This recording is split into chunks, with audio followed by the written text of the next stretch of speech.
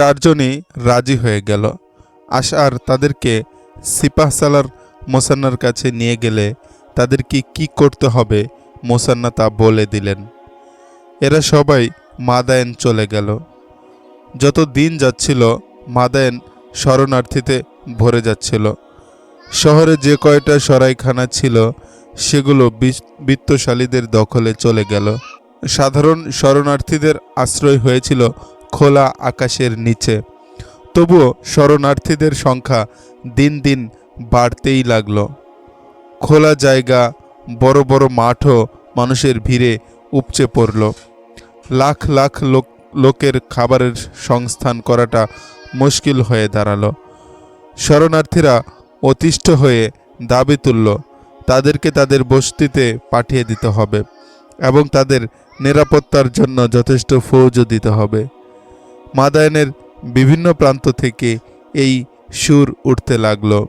পুরান দখত আর রুস্তমকে জানানো হলো এরা নিয়ন্ত্রণের বাইরে চলে যাচ্ছে এবং তাদের বিদ্রোহী হয়ে ওঠাও অসম্ভব কিছু নয়। মুসলমানদের সঙ্গেও এরা হাত মিলিয়ে বসতে পারে।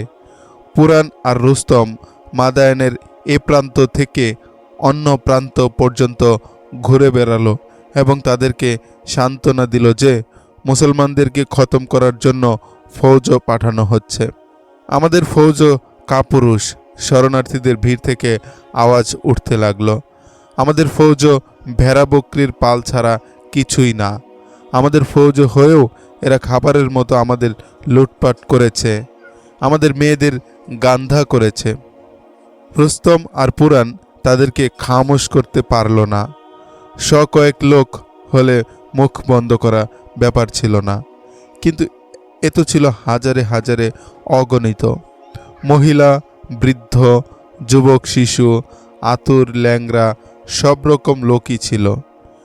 ফার্সিদের প্রশাসন আরও বেশি পেরেশান হচ্ছিল এজন্য যে মাদায়েনের স্থানীয় লোকেরাও শরণার্থীদের মতো বেপরোয়া হয়ে উঠেছিল।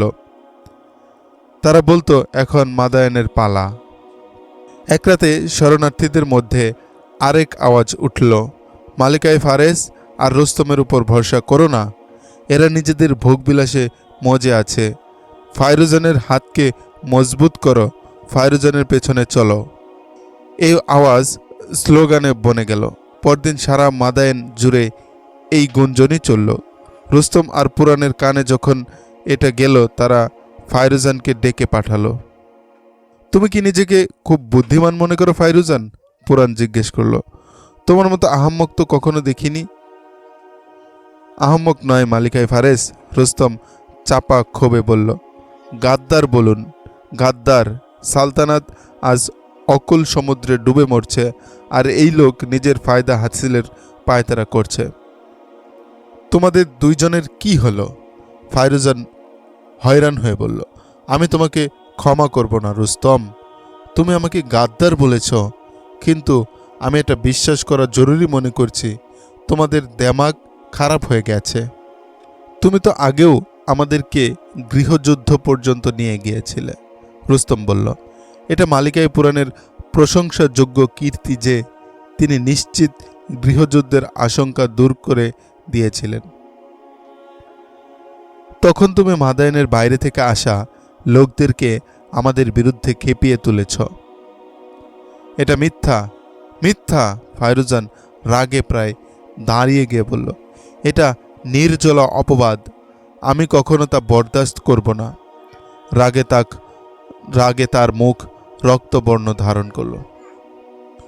তুমি কি লোকদের স্লোগান আর বিক্ষোভ শুনতে পাচ্ছ না? পুরাণ বলল, তোমার নাম নিয়ে এই স্লোগানই তো বলে দিচ্ছে যে এই আগুন তুমিই লাগিয়ে দিছ এবং তুমি আলাদা ফৌজ নিয়ে দল ভারী করছ। এখন বুঝতে পারছি তোমার নেতৃত্বে ফৌজ পাঠানোই উচিত হবে না। রুস্তম বলল, 1 লাখ ফৌজ তোমার প্রাণের দোস্ত মেহরান মেরে ফেলল, কিন্তু সে জরথ্রুষ্টের গজব থেকে বাঁচতে পারেনি। সে তো মরেছেই, তার লাশ শিয়াল কুকুরেও খেয়েছে। তোমরা আমাকে গাদ্দারির অপবাদ দিচ্ছ। ফায়রুজান বলল, এই অপরাধের শাস্তি মৃত্যুদণ্ড। তোমরা আমাকে মৃত্যুদণ্ড দাও। আমরা তোমার মতো অভিজ্ঞ এক জেনারেলকে হারাতে চাই না। রুস্তম বলল, এটা কি ভালো হয় না যে তুমি তোমার ব্যক্তিগত শত্রুতা ও বিদ্বেষ মন থেকে বের করে দিলে এবং সালতানাতে ফারেসের নিরাপত্তা ও রক্ষার জন্য কিছু করলে? মালিকা আলিয়াকে আমি একটি কথা পরিষ্কারভাবে বলে দিতে চাই। ফায়রুজান বলল, এক জেনারেলকে আপনার হারাতে হবে, রুস্তম অথবা আমি। কে মিথ্যে আর কে সত্য এর ফয়সালা তলোয়ার করবে। চিন্তা করে জবাব দাও রুস্তম। কবে তুমি আমার সঙ্গে লড়বে? যে হাতিয়ারে তুমি লড়তে চাও আমি তোমার সঙ্গে লড়ব। তোমার জবাবের প্রতীক্ষায় থাকব আমি। ফায়রুজান মালিকায় ফারেসের অনুমতি ছাড়াই চলে গেল। শাহী আদবের প্রতি সম্মান দেখানোর প্রয়োজনীয়তা অনুভব করল না। অবস্থা এমন না হলে আমি তাকে এখনই মোকাবেলা করতে বলতাম, রুস্তম বলল, কিন্তু অবস্থা আমাকে সহ্য করতে হবে। তারপরও তার প্রতি আমাদের নজর রাখতে হবে। এটা ছিল সেই 4 খ্রিস্টানের কাজ। মুসান্না যাদেরকে মাদায়েনে এই বলে পাঠিয়েছিলেন যে মাদায়েনে রুস্তম আর ফায়রুজানের বিরোধ ও ফৌজের মধ্যে যে ফাটল সৃষ্টি হয়েছিল তাতে আগুন ধরিয়ে দাও। মুসান্না ও আশআরি ইবনে আউসামা এই 4 খ্রিস্টানকে ভালো করে বুঝিয়ে দিয়েছিলেন বাইরে থেকে আসা শরণার্থীদের সঙ্গে মিশে যেতে হবে এবং তাদের মধ্যে রুস্তম আর ফায়রুজানের বিষ ছড়িয়ে দিতে হবে। পুরান আর রুস্তমের পেরেশানির অন্ত ছিল না। তাদের সবচেয়ে বড় চিন্তা ছিল মুসলমানদেরকে কিভাবে চূড়ান্ত রূপে খতম করা যায়। তার সঙ্গে আরও বড় চিন্তা ছিল ফৌজ আর সাধারণ লোকদের কিভাবে শান্ত করা যায়। তারপর আরেক ঝামেলা ঘাড়ে চেপে বসেছে। ফায়রুজান রুস্তমকে চ্যালেঞ্জ করে বসেছে। তাকে পক্ষে আনাও আরেক চিন্তার বিষয়। এর একদিন পরই আরেক ঘটনা ঘটল। সম্রাজ্ঞী পুরাণের সঙ্গে এক প্রতিনিধি দল সাক্ষাৎ করতে এলো। এতে মাদায়ন ও আশপাশের বড় বড় কয়েকজন জায়গিরদার ছিল। 2-3 গোত্রের সর্দার ও শীর্ষস্থানীয় কয়েকজন ধনী ব্যবসায়ী ছিল। এদের সবার নিজ নিজ এলাকায় ছিল একচ্ছত্র আধিপত্য। জায়গিরদাররা মাদায়নের প্রশাসনেও বেশ প্রভাবশালী ছিল। পুরাণ তাদেরকে তখনই ভেতরে ডাকল। রুস্তম সেখানেই ছিল। মালিকায় ফারেস প্রতিনিধি দলের প্রধান বলল, আমরা আপনাকে সালাম আরজ করতে আসিনি, আপনার সামনে সিজদা করতেও আসিনি। আমরা বলতে এসেছি যে আপনার 2 জন সালতানাতে ফারেসকে তার ফৌজের রক্তে ডুবিয়ে দিয়েছেন। দেখুন মুসলমানরা কোথায় পৌঁছে গেছে। আমাদের ফৌজও মারা পড়েছে, ধন দৌলত সব লুট হয়ে গেছে। আমাদের জায়গিরগুলো মুসলমানদের দখলে।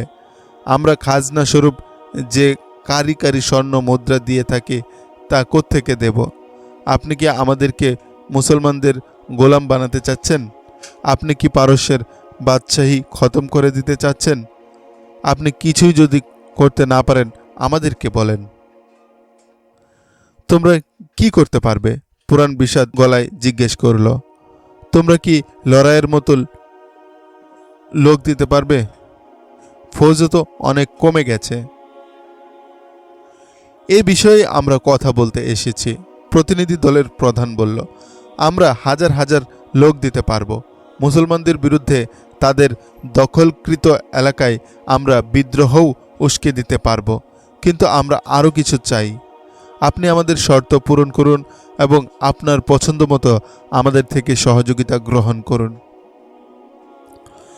তোমাদের শর্তগুলো কি বলো? রুস্তম বলল, মালিকা আলিয়া পারস্যের তখতে শাহী থেকে পদত্যাগ করুন। তাদের প্রধান বলল, এই সিংহাসনে কি তবে তুমি বসবে? রুস্তম বিদ্রুপাত্মক কণ্ঠে বলল, পারস্যের পবিত্র মুকুট তোমার মাথায়। আচ্ছা, এ ধরনের শর্ত তোমার মাথায় কেন এলো বলো তো? এ কারণে যে মাদায়েনের শাহী মহল এখন জেনারেলদের যুদ্ধক্ষেত্র হতে শুরু করেছে। দলের প্রধান বলল, আপনার ও ফায়রুজানের বিরোধ ব্যক্তিগত শত্রুতার আকার ধারণ করেছে। এর পরিণাম গৃহযুদ্ধ ছাড়া আর কি হবে? ফৌজ ও জনসাধারণের মধ্যেও কলহ বাড়ছে। এর ফায়দা আগ্রাসী আরবরা ভোগ করে চলেছে। মালিকা আলিয়াও এই কলহে জড়িয়ে রয়েছেন। মালিকা আলিয়ার মনে যদি সালতানাতের মহব্বত থাকে তবে এই সিংহাসন তিনি ছেড়ে দিন। আমরা কিসরা পারভেজের খানদানের কোনো পুরুষকে সিংহাসনে বসাবো। ফৌজের অভাব আমরা পূরণ করব। মুসলমানদের দখলকৃত এলাকায় আমরা বিদ্রোহ করব। তাদেরকে শান্তিতে স্বস্তিতে থাকতে দেব না। কিন্তু শর্ত হলো ফৌজের নেতৃত্ব এখন রুস্তম যেন তার হাতে গ্রহণ করে এবং মুসলমানদেরকে এমন মার দেয় যে তারা যেন আর উঠে দাঁড়াতে না পারে। এই শর্তগুলো যদি মেনে না নেন আমরা মুসলমানদের সঙ্গে হাত মেলাবো। তখন মুসলমানরা আপনাকে সিংহাসন থেকে নামাবে। আমি সালতানাতের রক্ষার খাতিরে সিংহাসন থেকে নেমে যাব, পুরাণ বলল। কিন্তু কিসরার খানদানের কোন পুরুষটা রয়ে গেছে যাকে তোমরা সিংহাসনে বসাবে? একজন আছে, প্রতিনিধিদের দলের প্রধান বলল। কিসরা পারভেজের এক স্ত্রীর পুত্র আছে, তার মা তাকে সযত্নে লুকিয়ে রেখেছে। আমরা তিনজনই কেবল জানি সে কোথায় আছে। আমরা তাকে নিয়ে আসব। তাকে নিয়ে এসো, পুরাণ বলল। আপনি জানেন এই সিংহাসনের জন্য কত দাবিদার নিহত হয়েছে, দলের প্রধান বলল। কিসরার পর যেই সিংহাসনে বসেছে কতল হয়ে গেছে। সে সময় কিসরার এক স্ত্রী তার একমাত্র পুত্র সন্তানকে নিয়ে এই ভয়ে পালিয়ে গিয়েছিল যে সিংহাসনের উত্তরাধিকারী হওয়াতে তাকে হত্যা করা হবে। আমি তাকে নিয়ে আসব, কিন্তু এটাও শুনে রাখুন, তাকেও যদি হত্যা করা হয় তবে শাহী মহলের প্রতিটি ইট খুলে নিয়ে এর প্রতিশোধ নেওয়া হবে। সবার ধারণা ছিল কিসরা পারভেজের বংশধারা শেষ হয়ে গেছে, কিন্তু তার এক স্ত্রী যে তার এক সন্তানকে নিয়ে মাদায়েন থেকে গায়েব হয়ে গিয়েছিল তা কারো জানা ছিল না। কিসরা পারভেজের একজন স্ত্রী ছিল, তা তার একান্ত ঘনিষ্ঠজন ছাড়া কেউ জানতে পারেনি। পুরাণের কাছে যাওয়া প্রতিনিধি দলের যে প্রধান ছিল সে ছিল কিসরা পারভেজের ঘনিষ্ঠ বন্ধু। শাহী খানদানের সঙ্গে তার বেশ উৎস সম্পর্ক ছিল। তার নাম ছিল সারান। শাহী দরবারে তার এতই প্রভাব ছিল যে বড় বড় জেনারেলরাও তাকে সমীহ করত। এজন্য রুস্তমের মতো জাদরেল জেনারেলও তার প্রস্তাবে কিছু বলতে পারেনি এবং পুরাণ সম্রাজ্ঞী হয়েও তার কথা মেনে নেয়। সারান মাদায়েন থেকে অজ্ঞাতনামা এক বস্তিতে চলে গেল। তার সঙ্গে ছিল 5 জন মুহাফিজ। বস্তিতে সে গিয়ে পৌঁছল বেশ রাতে। একটি ঘরের দরজায় কয়েকবার কড়া নাড়ার পর এক বুড়ি দরজা খুলে দিল। সারান তাকে বলল সে নওরিনের সঙ্গে দেখা করতে এসেছে। বুড়ি বলল, এখানে নওরিন নামক কেউ নেই। ভয় পেও না বুড়ি, সারান তার নাম বলে বলল। নওরিনকে আমার নাম বলে বলো, আমি কোনো ধোঁকা দিতে আসিনি। রাতে আমি এজন্য এসেছি যে কেউ যাতে দেখে না ফেলে। তাকে আসতে দাও। ভেতর থেকে এক মহিলার আওয়াজ ভেসে এলো। সরান ভেতরে গেল। অপূর্ব সুন্দরী মধ্যবয়স্ক এক মহিলা তাকে অভ্যর্থনা জানালো। মহিলার চোখে মুখে ছিল আভিজাত্যের ছাপ। কেন এসেছ? মহিলা জিজ্ঞেস করল। তোমার সঙ্গে আর কে আছে? ভয় নেই নওরিন, সারান বলল। আমার সঙ্গে আমার দেহরক্ষীরা এসেছে। তাদেরকে বস্তি থেকে দূরে রেখে এসেছে। আমার ঘোড়াটিও এখানে আনিনি। আমি পুরোপুরি সাবধানতা অবলম্বন করেছি। আমি তোমাকে ও তোমার পুত্র ইয়াজদগিরদরকে নিতে এসেছি। কোথায়? মাদায়েনে। পারস্যের সিংহাসন তোমার ছেলে ইয়াজদগিরদের জন্য অপেক্ষা করছে। আমি তাকে আমার সঙ্গে মাদায়েনে নিয়ে যাব। ইয়াজদগিরদের বয়স ছিল তখন 21 বছর। ইয়াজদগিরদের বয়স ছিল তখন 21 বছর, কিন্তু বুদ্ধি বলে সে আরও অনেক পরিণত হয়ে গিয়েছিল।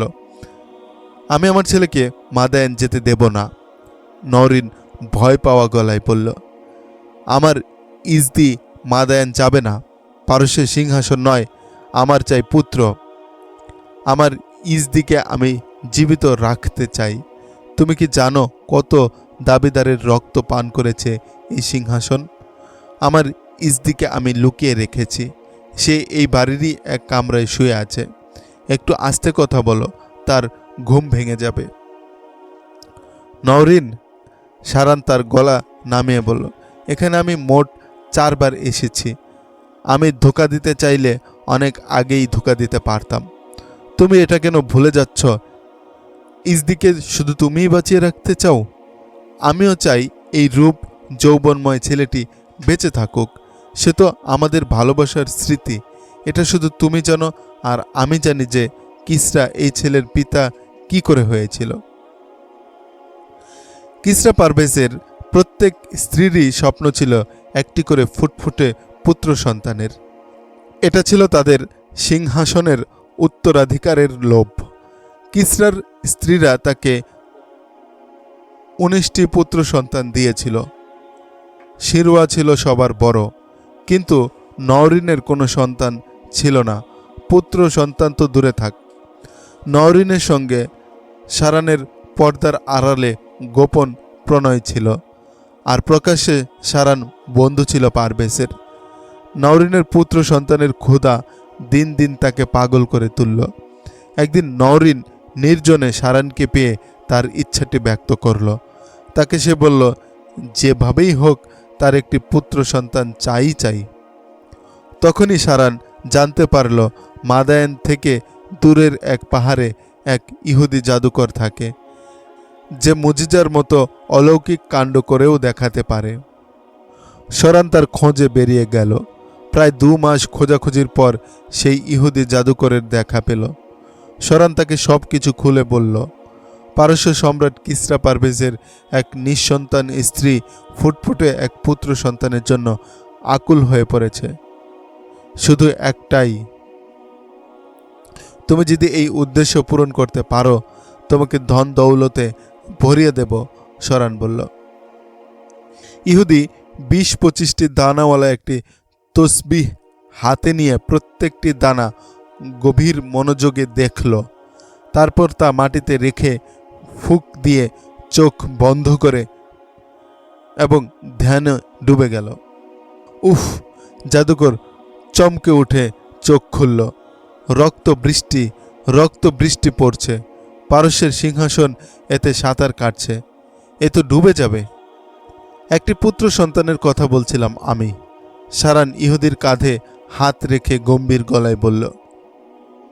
তুমি কি এ কাজ করতে পারবে? তুমি কি কোনো নবজাতক শিশুর এক অজলা রক্ত জোগাড় করতে পারবে? ইহুদি জিজ্ঞেস করল। চেষ্টা করব, সারান বলল, তবে বড় মুশকিলের ব্যাপার। এছাড়া এ কাজ আমার দ্বারা সম্ভব নয়, ইহুদি বলল। বাচ্চা ভূমিষ্ঠ হওয়ার পরপরই তার রক্ত নিতে পারলে আরও বেশি কার্যকরী হবে। এটা সম্ভব না হলে বাচ্চার বয়স একদিন এক রাতের বেশি হতে পারবে না। জন্মের পর সূর্য উদিত হয়ে আরেক সূর্যোদয় পর্যন্ত পৌঁছলে সেই রক্ত কোনো কাজে আসবে না। এই রক্ত শুধু এক রাত আমার কাছে থাকবে।